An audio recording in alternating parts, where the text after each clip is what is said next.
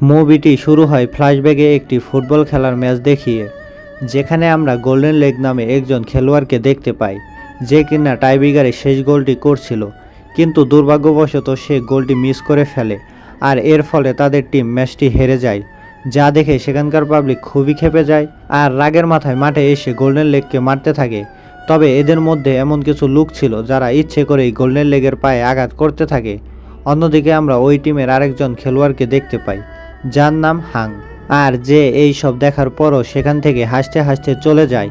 পরবর্তী সিনে আমাদের 20 বছর পরের দৃশ্য দেখানো হয়, যেখানে হাং এখন অনেক বড় ধনী বিজনেসম্যান এবং একটি ফুটবল টিমের কোচ হয়ে গিয়েছে। তখন আমরা সেখানে গোল্ডেন লেগকেও দেখতে পাই, যার আজ থেকে 20 বছর আগে সেই মারামারিতে এক পা ভেঙে গিয়েছিল। এর জন্য সে এখন হাংয়ের চাকরে পরিণত হয়েছে, আর হাং তাকে যাই বলতো সে তাই করত।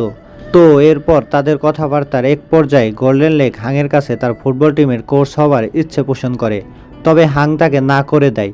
তখন আমরা জানতে পারি অনেক বছর আগে হাং গোল্ডেন লেগকে একটা কাজ করতে বলেছিল, আর তার বিনিময়ে পরবর্তীতে হাং গোল্ডেন লেগের ইচ্ছে পূরণ করবে বলে কথা দিয়েছিল। সেই জন্য গোল্ডেন লেগ হাংয়ের সকল কথা শুনে আসছিল। তবে এখন যেহেতু হাং ধনী বিজনেসম্যানে পরিণত হয়েছে, তাই সে তার কথা রাখতে আপত্তি জানায়, মানে সে তার প্রমিস ভেঙে ফেলে। তখন গোল্ডেন লেগ রেগে যেয়ে বলে, আজ আমার এই পরিস্থিতির জন্য তুমিই দায়ী, কারণ তুমিই আমাকে ওই গোলটি করতে নিষেধ করেছিলে।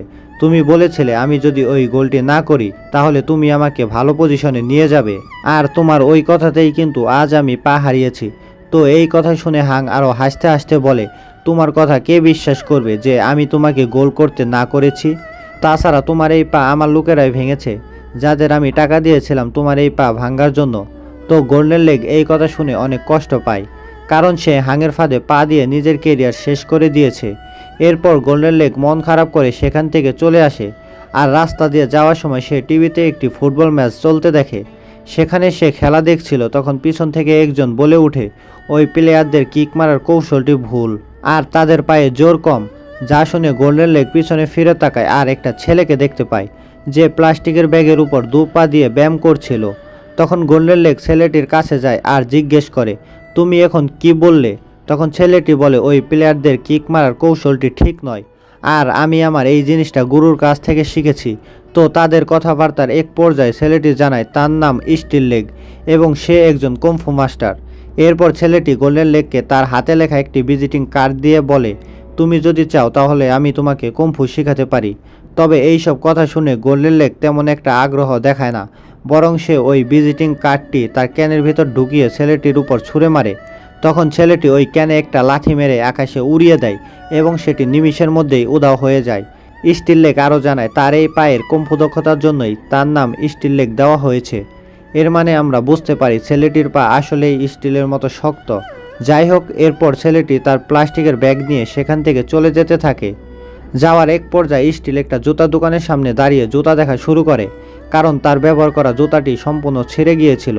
তবে তার কাছে এতটা টাকা ছিল না যেটা দিয়ে সে আরেক জোড়া জুতা কিনবে। এর জন্য সে সেখান থেকে বেরিয়ে যায়। এরপর সে তার কুড়িয়ে আনা আবর্জনা বা প্লাস্টিক বিক্রি করতে যায়, কিন্তু সে সেগুলো বিক্রি করে যে টাকা পেত তা দিয়ে তার নিজের খাবার খেতেও হিমশিম খেতে হতো। মানে এইখানে আমাদের বোঝানো হয় স্টিল খুবই গরিব, আর যার জন্য সে একবেলা খাবার খেতেও হিমশিম খায়। পরবর্তী দৃশ্যে আমাদের একটি মেয়েকে দেখানো হয়, যে একটি রুটির দোকানে কাজ করছিল। তবে এইখানে উল্লেখ্য একটা বিষয়, মেয়েটিও কিন্তু কুংফু মাস্টার ছিল, তাই সে তার নিজের হাতের সাহায্যেই খুব সহজে পাউরুটির জন্য আটা তৈরি করতে পারত। এরপর স্টিল লেগ মেয়েটির কাছে এসে তার সব থেকে 2টি রুটি খেয়ে নেয়। মেয়েটি এইখানে টাকা চাইলে স্টিল পরে পরিশোধ করবে বলে জানায়, কিন্তু মেয়েটি এতে রাজি হয় না। এর জন্য স্টিল তার জুতোগুলো মেয়েটিকে দিয়ে দেয়, আর পরবর্তীতে টাকা পরিশোধ করে জুতোগুলো ফিরিয়ে নেওয়ার কথা বলে। তবে মেয়েটি তখনও রাজি না হলে স্টিল জোর করে তার জুতাগুলো তাকে দিয়ে আসে, আর যেতে যেতে সে আরেকটি পাউরুটি খেয়ে নেয়। এরপর দোকানের মালিক সেখানে আসে আর মেয়েটিকে বলে, ছেলেটি টাকা দিয়েছে? মেয়েটি বলে, হ্যাঁ দিয়েছে। মানে মেয়েটি এইখানে দোকানের মালিককে সত্য কথা বলে না। যাই হোক, এইখানে ওই মেয়েটির নাম হচ্ছে মই। তো পরের দিন গোল্ডেন লেগ একটা জায়গায় হিসু করার সময় সে দেওয়ালের মধ্যে একটি ক্যান দেখতে পায়, আর এইটা সেই ক্যান যার মধ্যে স্টিল কিক মেরেছিল। তো এই ক্যানটি দেওয়ালে লাগায় দেওয়ালটি সম্পূর্ণ ফাটল ধরে গেছে। এরপর গোল্ডেন লেগ ওই ক্যানটি দেওয়াল থেকে বের করলে মুহূর্তের মধ্যে দেওয়ালটি ভেঙে যায়। তখন আমরা দেওয়ালের ওপর প্রান্তে স্টিলকে দাঁড়িয়ে থাকতে দেখতে পাই। যেখানে কিছু ছেলে স্টিলকে নিয়ে হাসাহাসি করছিল, যার ফলে স্টিল রেগে গিয়ে ওই ছেলেদের ফুটবল দিয়েই তাদের মারতে থাকে। এইখানে স্টিলের ফুটবলকে ছোড়ার এত দক্ষতা দেখে গোল্ডেন লেগ অবাক হয়ে যায়। তো এরপর মারামারি শেষে স্টিল একটা জায়গায় বসে কোল্ড ড্রিঙ্ক খাচ্ছিল। তখন গোল্ডেন লেগ স্টিল লেগের কাছে এসে তার পাটি দেখতে চায়। স্টিল তার পা দেখায়, পা দেখে গোল্ডেন লেগ বলে, এইটা তো সাধারণ পা মনে হচ্ছে। তখন স্টিল জানায় এইটা শাওলিংয়ের লোহার পা। এই কথা শুনে গোল্ডেন লেগ জানায়, তুমি খুব ভালো ফুটবল খেলতে পারবে, আর সেই সাথে তোমার শাওলিং কুম্ফু ফুটবলে কাজে লাগাতে পারবে। তখন স্টিল বলে, আসলেই তো, আমি আমার কুম্ফুকে ফুটবল খেলার কাজে লাগাতে পারি, কিন্তু কে আমাকে ফুটবল খেলা শেখাবে? গোল্ডেন লেগ বলে, আমি একজন ফুটবল কোচ, আমি তোমাকে ফুটবল খেলা শেখাবো, তবে এর আগে তোমার এক জোড়া ভালো জুতার প্রয়োজন। এই কথা শুনে স্টিল মানে সবে সেই মেয়েটির কাছে ফিরে যায় তার জুতাটি আনার জন্য। তখন মেয়েটি বলে, তোমার জুতা অনেক নোংরা এবং ছেঁড়া ছিল, এর জন্য আমি ওইগুলা ডাস্টবিনে ফেলে দিয়েছি।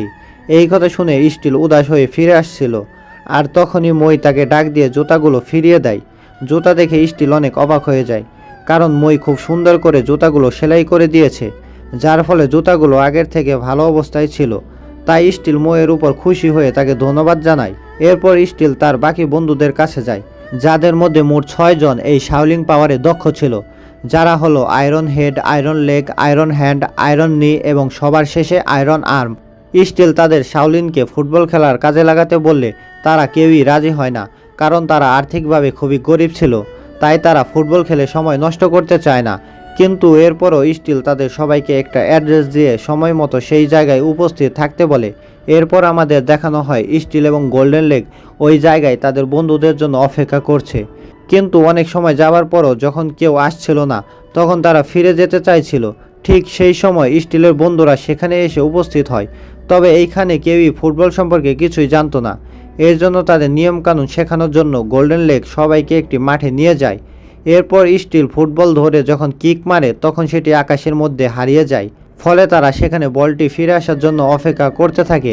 কিছুক্ষণ পর বলটি ফিরে এলে তারা সবাই বল ছাড়াই খেলতে থাকে, যা দেখে গোল্ডেন লেগ বলে, ফুটবল খেলার আগে তাদের ডিসিপ্লিন শিখতে হবে। তাই গোল্ডেন লেগ তাদের সবাইকে এই ব্যাপারে গাইড করা শুরু করে। তবে এদের মধ্যে গোল্ডেন লেগ স্টিলকে আপাতত খেলা থেকে বাহিরে রাখে, আর তাকে ডিম দিয়ে প্র্যাকটিস করতে বলে, যাতে সে তার পায়ের পাওয়ার ঠিকমতো কন্ট্রোল করতে পারে এবং বল তার নিয়ন্ত্রণে থাকে। স্টিলও তার কথা মতো অনুশীলনের মাধ্যমে নিজের পায়ের কন্ট্রোল করে নেয় এবং একটা জায়গায় খুব নিখুঁতভাবে কিক মারতে থাকে, যা দেখে বাকি সবাই অবাক হয়ে বলতে থাকে, ও একাই ম্যাচ জেতাতে পারবে। কিন্তু গোল্ডেন লেগ বলে, না, জেতার জন্য একটা টিম ওয়ার্কের প্রয়োজন, আর এর জন্য তোমাদের সবাইকে যার যার পজিশন থেকে পারফেক্ট হতে হবে। তো এরপর গোল্ডেন লেগ সেখানকার একটি লোকাল ক্লাবের সাথে ফুটবল খেলতে নামে, কিন্তু লোকাল ক্লাবের ছেলেরা আগে থেকেই গুন্ডা ছিল। এর জন্য ম্যাচ শুরু হলে তারা খেলা বাদ দিয়ে কুম্ফু মাস্টারদের বেদম পিটানি দেয়, আর সব কুম্ফু মাস্টারদের মেরে বেহুশ করে দেয়। তখন গোল্ডেন লেগ স্টিলের কাছে গিয়ে বলে, ছোট এই টিমের সাথে তোমরা পারো না, তাহলে কিভাবে আমরা সুপার কাপ জিতবো? স্টিল বলে, ওরা তো যুদ্ধ করছে, ফুটবল খেলছে না। গোল্ডেন লেগ বলে, ফুটবল খেলাটাও একটা যুদ্ধ। এরপর লোকাল ক্লাবের প্লেয়াররা কুম্ফু মাস্টারদের নানাভাবে অপমান করতে থাকে। তবে কিছুক্ষণ পর যখন তাদের মধ্যে শাওলিন কুম্ফুর শক্তি চলে আসে, তখন তারা সবাই মিলে লোকাল ক্লাবের প্লেয়ারদের ধুলাই দেয়। ধুলাই খেয়ে তারা সবাই সেখান থেকে পালিয়ে যায়। তবে কিছুক্ষণ পরে ওই দল থেকে কয়েকজন প্লেয়ার এসে কুম্ফু মাস্টারদের কাছে মাপ চায়, আর তারা কুম্ফু মাস্টারদের দলে খেলতে চায়। এইভাবেই গোল্ডেন লেগ তার টিম পরিপূর্ণ করে। এদিকে অন্য একটি দৃশ্যে আমরা হাঙের টিমকে দেখতে পাই, যেখানে সে তার টিমকে সুইমিং পুলের ভিতর খুবই হার্ড ওয়ার্ক করাচ্ছিল। ঠিক তখনই গোল্ডেন লেগ হাঙের অফিসে এসে তাকে বলে, আমার টিমকেও টুর্নামেন্টে পার্টিসিপেট করিয়ে দাও। তখন হাং তার টিমকে দেখে অনেক হাসতে শুরু করে এবং ওই প্লেয়ারদের মজা উড়াতে থাকে, আর বলে, এরা দর্শককে অনেক মজা দিবে, এর জন্য আমি ওদের নাম লিখিয়ে নিচ্ছি। পরের দৃশ্যে দেখানো হয় স্টিল নামে ওই মেয়েটিকে একটা শপিং মলে নিয়ে এসেছে। এরপর সে বলে, কিছুদিন পরেই আমি অনেক বিখ্যাত ফুটবল প্লেয়ার হয়ে যাব এবং তখন আমার কাছে অনেক টাকা থাকবে। এখন আমি তোমাকে কিছু কিনে দিতে না পারলেও তখন তুমি আমার কাছে যা চাইবে আমি তোমাকে তাই দিব, কারণ তুমি যদি আমার জুতা ঠিক করে না দিতে তাহলে আমি কখনোই ফুটবল খেলতে পারতাম না। এই কথা শুনে বলে, আমার কিছুই লাগবে না, তুমি শুধু আমাকে কিছু স্টিকার কিনে দিও। এরপর স্টিল এর মুখ থেকে চুল সরায় আর চুলগুলো পিছনে নিয়ে বলে, তোমার ব্রণের জন্য চুল দিয়ে মুখ ঢেকে রাখার কোনো দরকার নেই। এরপর স্টিল কে জড়িয়ে ধরে। তখন একজন লোক এসে স্টিলকে বলে, তুমি প্রমিস করেছিলে আমি যদি ওকে নিয়ে তোমাকে এই শোরুমে ঢুকতে দেই তাহলে তুমি এই ফ্লোর ক্লিয়ার করবে। এরপর স্টিল মইকে চলে যেতে বলে আর নিজে ওই শোরুমের ফ্লোর ক্লিয়ার করা শুরু করে। তো পরের দিন ম্যাচ শুরু হয় আর স্টিল তার ফার্স্ট কিক করে আর সেটা গোল হয়ে যায়। মানে প্রস্তুতি ম্যাচেই গোল্ডেন লেগের দল জিতে যায়। হাং যখন জানতে পারে গোল্ডেন লেগের টিম ভালো খেলছে তখন তার খুবই রাগ হয়। অন্যদিকে গোল্ডেন লেগের টিম যে দলের সাথে ফুটবল খেলে তাদেরকেই তারা হারিয়ে দেয়। এর জন্য মানুষ অনেক খুশি হয় আর তারা খুব তাড়াতাড়ি জনপ্রিয় হয়ে যায়। তাছাড়া তারা অনেক বিজ্ঞাপনের অফারও পেতে শুরু করে, তাই তারা তাদের পুরনো জুতা ফেলে দিয়ে সেলিব্রেট করে। অন্যদিকে মই পার্লারে ঢুকে তার পুরো গেটআপ চেঞ্জ করে ফেলে মেকআপ দিয়ে, আর এরপর দেখা করতে আসে স্টিলের সাথে। স্টিল মইকে এত সুন্দরী দেখে অবাক হয়ে যায়। যাই হোক, এরপর স্টিল মইকে এক জোড়া জুতা গিফট করে আর বাকি সবার সাথে পরিচয় করিয়ে দেয়। তো তাদের এই কথাবার্তার এক পর্যায়ে মই স্টিলকে বলে, আমি তোমাকে অনেক পছন্দ করি। তখন স্টিল বলে, আমিও তোমাকে অনেক পছন্দ করি। মই বলে, তাহলে তো তুমি আমাকে ভালোবাসো, তাই না? স্টিল জানায়, ভালোবাসি না, তবে তোমাকে পছন্দ করি একজন ভালো বন্ধু হিসেবে। তো এই কথা শুনে মই অনেক কান্না করে আর সেখান থেকে চলে যায়। পরের দিন সকালে অন্য একটি দলের সাথে তাদের খেলা শুরু হয়। প্রথম দিকে প্রতিপক্ষ দল ভালোই খেলতে থাকে, কিন্তু সবাই মিলে যখন বল গোলবারে মারতে শুরু করে গোলকিপার তখন খুব সহজেই বলটি ধরে ফেলে। এরপর গোলকিপার বলটি ছুঁড়ে মারলে বলটি সোজা গোল হয়ে যায় আর খুব সহজেই তারা জিতে যায়, যার ফলে তারা এখন ফাইনালে পৌঁছে গেছে। তবে ফাইনালে হাঙের টিমও রয়েছে যাদের সাথে তাদের মোকাবেলা করতে হবে। তো যাই হোক, ফাইনালের আগে স্টিল মইয়ের সাথে দেখা করার জন্য তার দোকানে যায়। গিয়ে দেখে মই সেখান থেকে চলে গিয়েছে। স্টিল দোকানের মালিককে জিজ্ঞেস করলে সে বলে, মই কিছুদিন ধরে বনরুটিতে বেশি লবণ দিত, তাই ওকে বের করে দিয়েছি। তখন স্টিল রাস্তায় পড়ে থাকা একটি বনরুটি খেয়ে বুঝতে পারে মই তাহলে আটা মাখানোর সময় অনেক কান্না করত আর তার এই চোখের পানিতে এই আটা লবণাক্ত হতো। তো এরপর স্টিল ম্যাচ খেলার জন্য চলে আসে আর সেখানে হাংও ম্যাচ দেখতে এসেছে। তো ফাইনাল ম্যাচ শুরু হয়। কুম্ফু মাস্টাররা প্রথমে ভালোই খেলতে থাকে। এরপর স্টিল বল নিয়ে যখন গোলে অনেক জোরে কিক মারে তখন গোলকিপার বলটি খুব সহজেই একাত দিয়ে ধরে ফেলে। এইটা দেখে স্টিল অবাক হয়ে যায়। এরপর গোলকিপার আবার স্টিলের দিকে বলটি দিয়ে কিক মারতে বলে। স্টিল অনেক জোরে কিক মারে, কিন্তু গোলকিপার তারপরও খুব সহজেই বলটি ধরে ফেলে। এরপর গোলকিপার আবারও স্টিলের দিকে বলটি দিয়ে কিক মারতে বলে। তো স্টিল তার সর্বোচ্চ শক্তি দিয়ে কিক মারে, কিন্তু এবারও গোলকিপার খুব সহজেই বলটি ধরে ফেলে। তো এইটা দেখে স্টিল সহ বাকি সবাই অনেক অবাক হয়ে যায়। এরপর হাঙে টিমের খেলোয়াড়রা বল নিয়ে এগিয়ে যায়। যখন তারা গোলে কিক মারে তখন বল সহ গোলকিপার ছিটকে পড়ে। তো গোলকিপার বলে, কোনো সমস্যা নাই, কিন্তু তার হাত দিয়ে রক্ত পড়তে থাকে। এরপর হাঙের দল যখন আবার গোলে বল কিক করে তখন গোলকিপার ও বল মাঠের বাইরে চলে যায়। এরপর হাঙের টিম গোল্ডেন লেগের টিমের খেলোয়াড়দের অবস্থা খুবই খারাপ করে দেয়। এইভাবেই খেলার অর্ধেকটা সময় শেষ হয়ে যায়। ড্রেসিং রুমে গিয়ে সবাই বলে, ওদের সাথে আমরা খেলতে পারবো না, কারণ ওরা অনেক শক্তিশালী। তখন কয়েকজন প্লেয়ার সেখান থেকে পালিয়ে যায়, শুধু 8 জন প্লেয়ার বাকি থাকে। সেই বাকি 8 জনকে নিয়েই তারা ফুটবল খেলতে নামে। প্রথমে স্টিলরা একটি ব্যারিকেড তৈরি করে, তবে বলের আঘাতে সেটিও ভেঙে চুরমার হয়ে যায়। এরপর নতুন গোলকিপার অনেক মার খাবার পরেও বল ঠেকাতে থাকে। তো গোলকিপার একবার বল ধরে স্টিলের কাছে বল পাস করে দেয়। স্টিল বলটি যখন গোলে কিক মারে তখন সেটা মাটিতে লেগে গোল হতেই যায়। তখন গোলকিপার গোলবারে ধাক্কা মেরে গোলটি আটকে দেয়। এরপর হাঙের টিম এই গোলকিপারের অবস্থাও খারাপ করে দেয়, যার জন্য তাকে মাঠ ছেড়ে চলে যেতে হয়। এরপর গোল্ডেন লেগদের টিমে একজন প্লেয়ার কম হয়ে যায়, যার জন্য সবাই অনেক চিন্তিত হয়ে পড়ে। তখন কোথা থেকে একটি মেয়ে এসে রেফারিকে বলে, আমি শাওলিং সকারে গোলকিপার হিসেবে খেলতে চাই। তখন মেয়েটিকে কেউ না চিনলেও স্টিল তাকে চিনে ফেলে, কেননা এইটা হচ্ছে মই। সে মইকে জিজ্ঞেস করে, এইটা তুমি কি করেছ, মাথা কেন ন্যাড়া করেছ, তাছাড়া ওদের সাথে আমরা কোনোভাবেই পারবো না। আর হ্যাঁ, এইখানে একটা কথা তো বলতে ভুলেই গেছি, হাঙের টিমের খেলোয়াড়রা কিন্তু ডাক নিয়ে মাঠে নেমেছিল, যার জন্য স্টিলরা তাদের সাথে পারছিল না। যাই হোক, এরপর মই স্টিলকে এক জোড়া জুতা দিয়ে বলে, তোমার জুতা ভালো না, এইগুলা পরে নাও। এই বলেই মই গোলকিপার হিসেবে খেলতে নামে। সে নিজের গোলবারের কাছে না গিয়ে অন্য দলের গোলবারের কাছে গিয়ে দাঁড়ায়, যা দেখে সবাই অনেক হাসাহাসি করে। এরপর মই তার গোলবারের কাছে যায় আর বলটি কিক মারে, তবে বলটি গিয়ে পড়ে হাঙের দলের প্লেয়ারের কাছে।